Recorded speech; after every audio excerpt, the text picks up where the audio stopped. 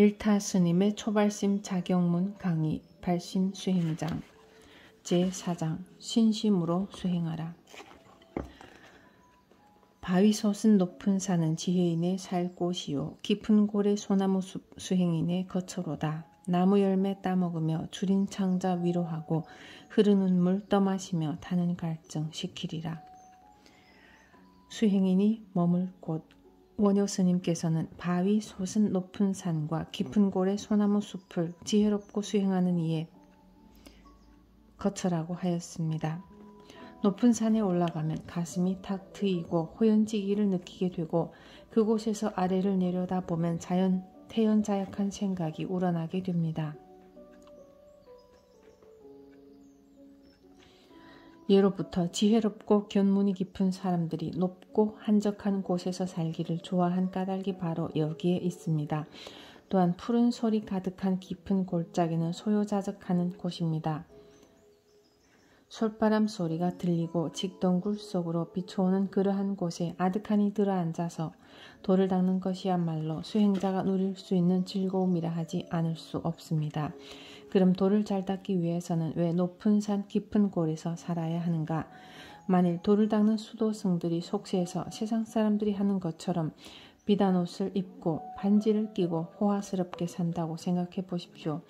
별의별 유혹이 많을 것이고 재산도 필요하게 될 것이며 온갖 번뇌망상에 시달리게 될 것입니다. 수도하는 사람이 산속으로 들어가는 것도 바로 이와 같은 이유 때문입니다. 세속의 도심에서 잘 먹고 잘 입고 편안하게 오용락을 즐기면서 돌을 닦기란 거의 불가능합니다.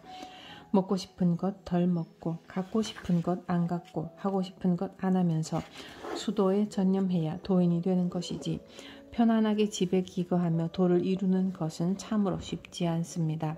생각을 해보십시오. 오용락에 파묻혀서 돌을 닦는 것이 가능하다면 부처님께서 왜 출가를 하셨겠습니까? 왕궁에서 편안하게 삼천궁녀를 거느리고도 성불할 수 있었다면 결코 출가를 하지 않았을 것입니다. 부처님은 성불을 위해 세속을 박차고 나갔습니다. 선을 닦기 위해 산으로 갔습니다. 도를 닦기 위해 돈을 버렸습니다. 법을 배우기 위해 밥을 버린 것입니다. 선과 산, 도와 돈, 법과 밥. 물론 산중 생활이 편한 것은 아닙니다. 원효 스님의 말처럼 나무 열매 따먹으며 주린 창자 위로하고 흐르는 물 떠마시며 타는 갈증 시켜야 할 때도 있습니다. 깊은 산속에 들어왔으니 어찌 풍족하겠습니까? 다행히 요즘에는 교통이 발달하여 산중 암자에서도 식량 걱정을 하지 않지만 적어도 30-40년 전만 하여도 절살림은 말이 아니었습니다. 모든 것이 부족했습니다. 인적이 드문 산속에서 돌을 닦는 스님네들은 하나같이 도토리를 주워 먹고 과일을 따먹으면서 주린 창자를 위로했습니다. 스님들뿐만이 아닙니다. 옛날 서울에서 벼슬 하던 선비들 중에 벼슬을 버리고 야인이 되어 산을 찾는 이들도 적지 않았습니다. 요즘에는 도시에 살다가 시골로 들어가서 전원 생활을 하는 이들이 점점 많아지고 있습니다. 만약 그들이 세속적인 욕심과 애착을 놓아버리고 한적하고 평화로운 자연에 묻혀 즐겁게 살아간다면 그가 바로 돌을 닦는 이가 아니고 무엇이겠습니까? 이런 분들에게는 도가 저절로 찾아들고 도가 저절로 있기 마련입니다. 진정 도를 추구하고 깊은 선정에 들기를 원하는 이라면 높은 산 깊은 골짜기나 한적한 시골로 찾아가야 합니다. 왜냐하면 그곳 생활의 자체가 도요 선이기 때문입니다. 원효 스님의 말씀처럼 나무 열매 풀뿌리만 먹고 살면 어떻습니까? 갈증을 식혀주는 맑은 물이 있으니 족하지 않습니까? 참으로 발심하여 도 닦기를 원하는 이라면 적어도 3년은 인적이 드문 산골에서 용맹정진하여 도 같은 삶을 살아보는 것도 좋을 것입니다. 좋은 음식 늘 먹어도 몸은 끝내 무너지고 비단으로 감싸줘도 이내 목숨 마치리니 잘 울리는 바위굴로 연불하는 법당 삼고 슬피우는 새소리로 마음벗을 삼을지라. 정신력으로 무장하라. 이 몸뚱이, 우리가 애지중지하는 이 몸뚱이는 아무리 잘 먹이고 아껴 주어도 결단코 무너지고 맙니다. 부드럽고 훌륭한 능나 비단과 금은 보석으로 감싸고 보호한다 하여도 사람의 목숨은 반드시 마치게 되어 있습니다. 그런데도 사람들은 제 몸 가꾸기에 정신이 없으며 몸에 좋다고 하면 뱀탕과 철새는 물론이요 탯줄이나 부화되지 못한 병아리까지 먹습니다. 그리고 사람들은 몸이 조금이라도 이상하거나 부족하게 먹었다 싶으면 그만 거기에 매달려서 걱정을 시작합니다. 아무래도 내가 제대로 못 먹고 있지 어지럽고 기운도 없으니 무엇을 먹어서 몸보신을 할까? 그야말로 자기 몸을 위해 이궁리 저궁리 별궁리를 다 합니다. 그러나 실제로는 영양 부족으로 죽는 것이 아니라 내가 제대로 못 먹어서 하는 그 생각 때문에 죽는 것입니다. 그런 생각이 없으면 절대로 영양 부족으로 죽지는 않습니다. 이를테면 정신 이상자들은 일주일 열흘씩 안 먹고 앉아도 끄떡없습니다. 기운도 남보다 몇 배나 셉니다. 왜 그럴까요? 그것은 내가 먹었다 안 먹었다 잤다 안 잤다는 생각이 아예 없기 때문입니다. 거지들도 마찬가지입니다. 거지들은 남이 먹다 남은 비위생적인 음식 찌꺼기를 먹고 살아도 쉬이 배탈이 나는 일이 없고 위장병에 걸리는 일도 없습니다. 그저 배만 채우면 모든 오장육부가 저절로 왕성하고 건강하게 돌아갑니다. 그 추운 겨울에 바깥에서 거적대기 하나 깔고 자도 얼어 죽기는커녕 감기도 안 걸립니다. 이에 비해 우리는 어떡합니까? 잘 먹어야 할 텐데 쓰러지기 전에 보약을 좀 먹어야지. 이렇게 더러운 것을 먹으면 큰일이 나지. 나약함 속에서 일으키는 그와 같은 생각들이 결국은 그렇게 되게끔 만드는 것입니다. 분별심만 없으면 아무 일 없을 것을 생각의 지배를 받는 존재가 인간이기에 한 생각 때문에 병에 걸리게 되는 것입니다. 인간의 정신력이란 결코 나약한 것이 아닙니다. 오히려 무서울 정도로 강합니다. 그러므로 우리는 육체의 노예가 되지 말아야 합니다. 정신은 육체의 노예가 아닙니다. 정신은 육체의 주인입니다. 정신을 가다듬고 굳건히 하여 신심과 원력을 지극히 가지면 비록 이 몸뚱이가 다소 부실하다 할지라도 아무런 문제가 생겨나지 않습니다. 원효 스님의 말씀처럼 아무리 맛있는 것을 먹여주고 아무리 잘 입혀주어도 이 몸은 결단코 무너지는 것이요. 모든 괴로움은 이 몸으로부터 시작됩니다. 이 몸이 괴로움의 근본이 되는 것입니다. 진정 생존 속에서 괴로움을 벗어버리고 싶으면 육체의 노예가 되지 마십시오. 육체의 노예가 될 때 괴롭고 두려운 일들이 함께 일어납니다.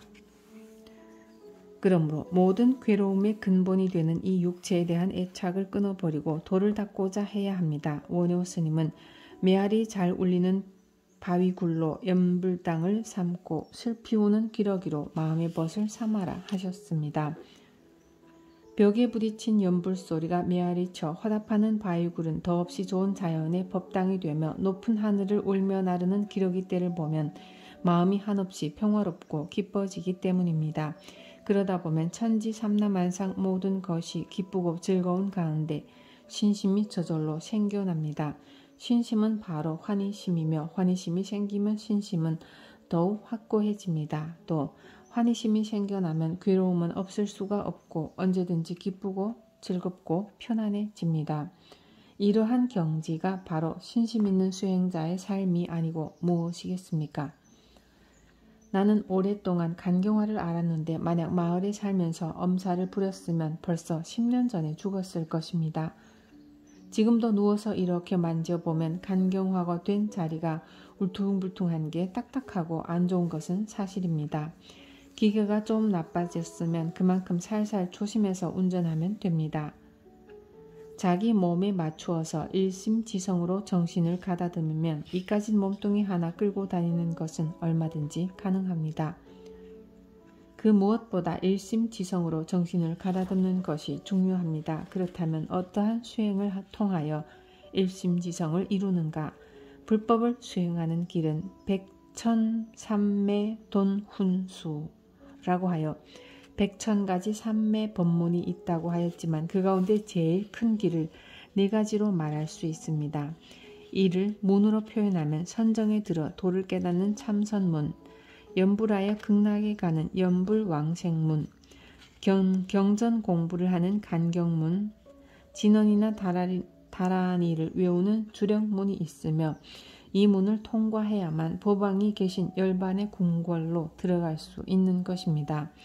동서남북 4대 문 중 어느 문을 통과하여도 도성 안으로 들어갈 수 있듯이 이 4가지 수행법 중 한 가지를 택하여 부지런히 수행하면 부처님이 계신 보궁에 도착할 수 있습니다. 이제 이들 4가지 수행 중 원효 스님이 말씀하신 연불에 대해 조금 더 자세히 살펴봅시다. 예로부터 전래되는 연불법은 수없이 많습니다. 입으로만 부처님의 명호를 부르는 칭명연불이 있는가 하면 고요히 앉아 부처님의 형상을 관하는 관상연불도 있고 일체 만유의 진실한 자성인 법신을 관하는 실상연불도 있습니다. 이 중 일반적으로 널리 행하는 연불법은 칭명연불입니다. 칭명연불을 할 때는 불보살님을 생각하며 천천히 크게 부르는 경우도 있고 빨리 작은 소리로 부르는 경우도 있습니다. 만약 많은 대중이 함께 연불을 할 때는 천천히 크게 부르는 것이 좋고 가정에서나 주위 사람을 의식해야 할 때는 작은 소리로 빠르게 부르는 것이 좋습니다. 나는 개개인에게 권할 때는 작은 소리로 빨리 간절하게 연불하라고 일러주는데 그 연불의 요령은 다음과 같습니다.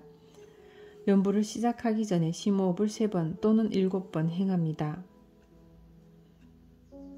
그리고 아랫배까지 숨을 크게 들이킨 다음 나무아미타불 나무아미타불 나무아미타불 또는 관세음보살 관세음보살 관세음보살 하면서 내가 정한 불보살님의 명호를 천천히 부르기 시작하되 서너 번 지나면서부터는 점점 빨리 부르기 시작합니다. 그래서 마침내는 한 번 부르는 아미타불 또는 관세음보살의 명호가 앞뒤가 간격이 없을 만큼 빠르게 불러야 합니다. 연불하는 사람은 아미타불이나 관세음보살인 줄 알지만 옆에 사람은 무슨 소리인지 알아듣지 못할 정도로 빨리, 그리고 입만 달싹달싹 거릴 뿐 소리가 거의 밖으로 새어나오지 않도록 불러도 좋습니다.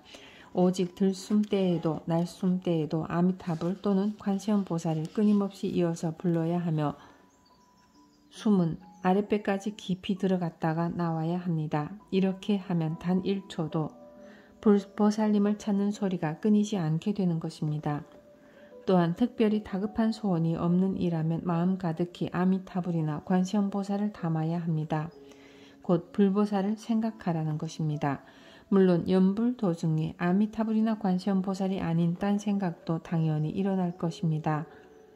바로 그때 일어나는 잡된 생각에 끌려가지도 말고 잡생각들을 애써 물리치려고 하지도 말아야 합니다. 오직 다시 아미타불이나 관세음보살을 생각하면서 그 자비 속에 귀의하면 됩니다. 그리고 이러한 연불을 한숨에 108번 이상을 염할 수 있게 된다면 그는 이미 연불로 인한 염력이 생긴 자라고 할 수 있습니다. 그에게 있어 연불삼매는 그리 먼 훗날의 일이 아닙니다. 스스로의 마음을 다잡아 연불 수행을 하고 정진을 한다면 도는 저절로 깊어지게 됩니다. 무릎 시려 에어져도 불 그리워하지 말고 줄인 창자 끊어져도 음식 생각 말지어다. 100년 세월 잠깐인데 어찌하니 배울 거며 일평생이 얼마건데 닦지 않고 방일하랴. 용맹정진 원효 스님은 이어서 저라는 무릎이 얼음처럼 시려도 불 그리워하지 말고 줄인 창자 끊어져도 음식 생각 말지어다 하셨습니다. 그러나 이것은 얼어 죽든지 굶어 죽으라는 말씀이 아닙니다. 밥 생각, 불 생각이 전혀 일어나지 않을 정도로 용맹정진하라는 것입니다. 실제로 열심히 지성껏 절을 하고 정성을 다해 연불을 하다 보면 일체를 망각하게 됩니다. 자기도 모르게 신심이 차서 내가 지금 절을 하고 있다는 그 생각까지 망각해 버리게 되고 지금이 낮인지 밤인지도 모르게 되는 것입니다. 무릎이 시리다는 생각, 배가 고프다는 생각은 억지로 없애려고 해서 없어지는 것이 아닙니다.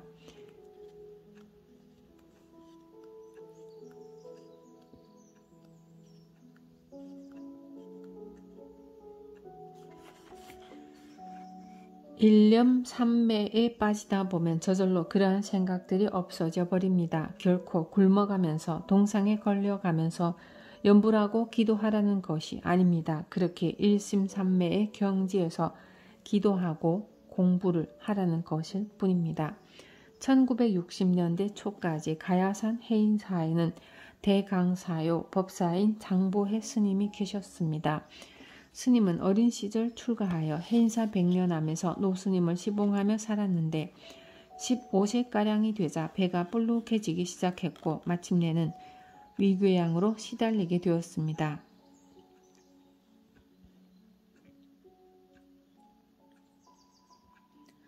밥을 잘 먹지 못하다 보니 기운이 크게 떨어졌고 자주 드러눕게 되었으며 수행은커녕 시봉도 제대로 하지 못하게 되었습니다.